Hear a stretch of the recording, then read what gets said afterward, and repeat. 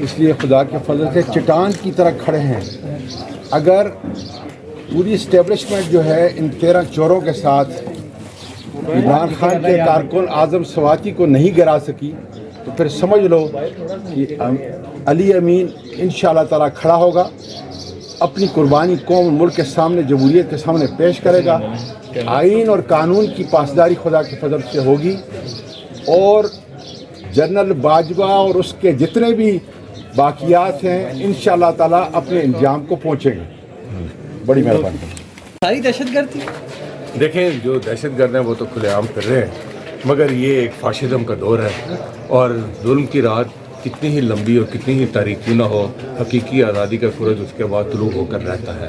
اور انشاءاللہ یہ طریق انصاف ثابت قدم ہے اور اس قسم کے ہتھ کنڈوں سے نہ تو عوام کے دل سے عمران خان کی محبت نکالی جا سکتی ہے اور نہ ہی طریق انصاف کے جو رہنما ہیں ان کو عمران خان سے جدا کیا جا سکتا ہے. بہت شکریہ. اس کا تسلسل قائم ہے اور انشاءاللہ تعالیٰ پاکستان کے عوام ان کو بتائیں گے کہ قانون اور آئین سب سے بڑا ہے. ڈگنیٹی آف مین جو پہلا کانسٹیٹیوشن کا جب انسان پیدا ہوا تھا اس وقت ہوا ہے, تو کم از کم ان کو یہ خیال ہونا چاہیے کہ اگر انسان کی اس ملک کے اندر, پاکستان کے سٹیزن کی اس کے اندر جو ہے اس کو آزادی حاصل نہیں ہے اور سب سے بڑی اس عزت نفس اس کے اوپر کمبل ڈال کے جو ہے وہ لے کے جاتے ہیں. میں سمجھتا ہوں کہ اس سے شرمناک حرکت جو ہے پہلے انہوں نے فواد چودھری کے ساتھ کی, پھر دوسرا کیا.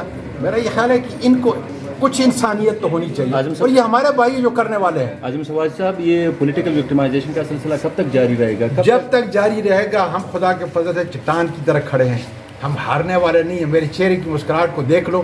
76 سال میری عمر ہے, لیکن انشاءاللہ تعالیٰ اگر مجھے نہیں گرا سکے تو انشاءاللہ تعالیٰ علی امین کو بھی نہیں گرا سکتے. کوئی تشدد تو نہیں ہوا علی امین گنڈے پور پر؟ کچھ بتائیں. کون ہیں جو میڈیا کو بھی روک رہے ہیں اور کون ہیں؟ یہ وہ لوگ ہیں جو ملک کے اوپر حکومت کر رہے ہیں اس وقت, جو سارے ادارے جنہوں نے تباہ کیے ہیں یہ وہ لوگ ہیں. میں ڈرتا نہیں ہوں, لیکن آپ کا جو چینل ہے وہ بند ہو جائے گا. علی امین گنڈے پور پہ تو کوئی تشدد نہیں ہوا ہے, کچھ بتائیں آپ.